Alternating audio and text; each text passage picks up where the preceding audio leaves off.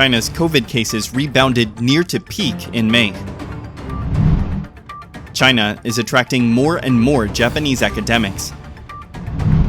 BBC exposed Chinese citizens selling subway groping videos. State newspapers blame Japan. Lionel Messi stopped by Chinese border control. He asked, "So Taiwan is not China?"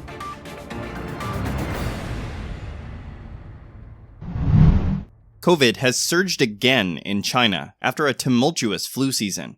The country's Center for Disease Control and Prevention, or CDC, said on June 12th that within just a month from the end of April, the number of people testing positive for COVID increased more than fivefold. By the end of last month, COVID cases in China had reached 40%. According to Bloomberg, this proportion is approaching the peak seen in January, when China scrapped its zero-COVID policy. At the time, 60% of the people tested in hospitals were found to be infected. China also reported 164 deaths out of 2,777 serious infections last month. The statement said that the average age of those who died was 79.3, and more than 90% of those deaths were due to underlying conditions combined with COVID. In the previous wave, the CDC said some 83,150 people died of COVID-related issues between mid-December and early February, a figure strongly questioned by the outside world. Like the rest of the world, the COVID XBB sublineage of Omicron supplanted earlier virus strains to drive China's COVID resurgence. This time, there was no media report on the conditions at crematories in China. Zhong Nanshan, one of China's top COVID advisors, has predicted that this wave would peak at the end of June, probably with more than 65 million cases weekly. In the past, the Chinese Communist Party, or CCP regime, only had a policy of attracting engineers from Japanese companies. However, recently, according to Nikkei, China has been attracting academics in astronomy and other primary fields of science from Japan. As a result, the number of Japanese scientists going to China to work is increasing.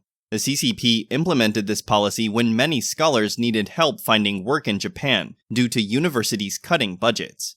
Nikkei reported that the CCP has dramatically increased spending on research programs over the past 20 years, aiming to catch up with the United States regarding the quality and quantity of research papers. It has rapidly consolidated its global footprint in research since the early 2000s. According to Japan's National Institute of Science and Technology Policy, China ranked about 10th in 2000 for the number of most cited research papers. Since 2008, the country has ranked second in the world, except for 2018 when it overtook the United States to take the top spot.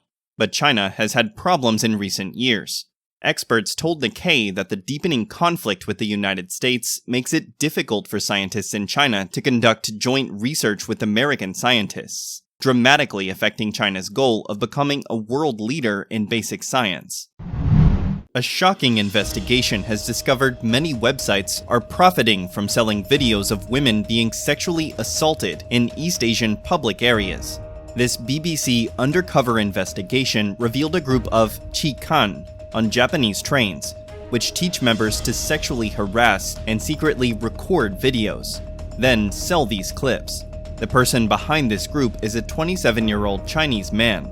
The related news ignited public opinion and became a hot topic, but the CCP soon blocked it. BBC exposes Chinese leader of a chikan group in Japan. According to the report, some websites selling chikan videos mainly use mobile phones to film women on crowded public transport secretly. As part of the investigation, 3 male figures selling videos of such assaults were exposed. All 3 are Chinese, currently living in Tokyo, Japan. Tang Zhuoran, 27 years old, who uses the alias Mao Mi and posts sexual assault content under the name Uncle T, is hailed as a guru-type figure in the Chikan online community and runs one of the top sites for this kind of heinous material. The report indicates that Mao Mi manages a team of 15 people, 10 in China, to produce the video series under the name Uncle T. Mao Mi receives between 30 and 100 videos from them every month. The videos were sold on 3 Chikan websites that Mao Mi confirmed he owned. The site has more than 10,000 active paying members, mostly Chinese men. Mao Mi once said proudly, "Our revenue is about 5,000 to 10,000 yuan per day, about $700 to $1,400. The videos are also publicly promoted on Twitter. In addition, in the Chikan group on Telegram, some people share how to perform groping, sexual harassment techniques, and more. The BBC's investigative reporters found the videos were filmed in locations across East Asia, including Japan, South Korea, Taiwan, and Hong Kong, but mainly in China. Chinese state media push responsibility on Japan. The relevant news shocked the international community and aroused great concern among Chinese people. Since June 11th, the topic, "BBC's undercover reporter finds a gang operating sneaky videos," has appeared on Weibo's trending searches. Some Chinese netizens have praised the BBC's investigative report and lamented that it had been a long time since they've seen such an excellent report.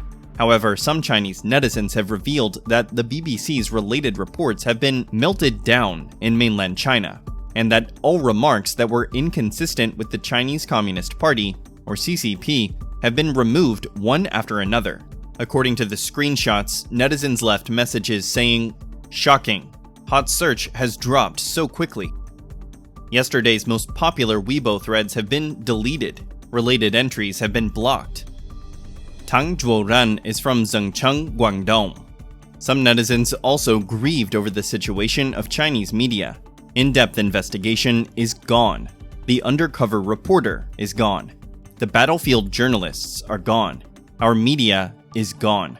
In addition, an article in the Global Times appeared. In order to avoid pursuit of Chinese law enforcement agencies, he plans to acquire Japanese nationality. The report questioned why the BBC did not give a solution on how to solve this problem. The Global Times also pushed the responsibility. For this case exposed by the BBC, the Japanese police cannot blame others. In this regard, Chinese netizens asked, "Is it all someone else's fault?" BBC only reported on the case. They are not the ones who run the country, so tell them to come up with a solution? Isn't this what the CCP should do? Japanese police can't blame others, but the culprit ran back to China. Chinese citizens commit crimes, but push the responsibility to Japan. The Global Times is so ridiculous. The 2022 World Cup in Qatar ended on December 18th. Lionel Messi led Argentina to defeat defending champions France to win the championship and finally realize his dream of lifting up the World Cup Gold Cup. Fans from all over the world celebrate his glory. However, amid the cheers, some Chinese netizens say that Messi is Chinese, so winning the championship this time is also the pride of China. Some netizens were shocked by these comments. A Chinese netizen nicknamed Young Boy posted on his Weibo early on December 19th to congratulate Messi and the victory. However, the contents of the post caused a stir. The post said that Messi's real name is Mei Jinchuan from Guanba Town, Nanjing City, Sichuan Province, China. His parents and Messi moved to Argentina when he was young. Messi suffered from an endocrine disease at 11, almost missing the opportunity to enter the football or soccer world that would see him become a professional player. Fortunately, he was helped by the Barcelona club to start his career. At the end of the article, this netizen excitedly said, "December 18, 2022, Messi is crowned. Congratulations, Messi." However, not only one Chinese netizen thinks that Messi is Chinese, another netizen also posted on Weibo, asserting that Messi's real name is Mei Gohua from Zhengzhou, Henan. He moved with his parents to Argentina when he was a child and led his team to win the World Cup Gold Cup. That is the pride of us Chinese. Related posts immediately sparked heated discussions among netizens. The Sound of Hope quoted some netizens. "The man surnamed Mei is from China's Argentinian Special Administrative Region?" Argentina has been an inseparable sacred part of China since time immemorial. May I ask, on the path of Messi's hegemony, what does it have to do with Chinese boys?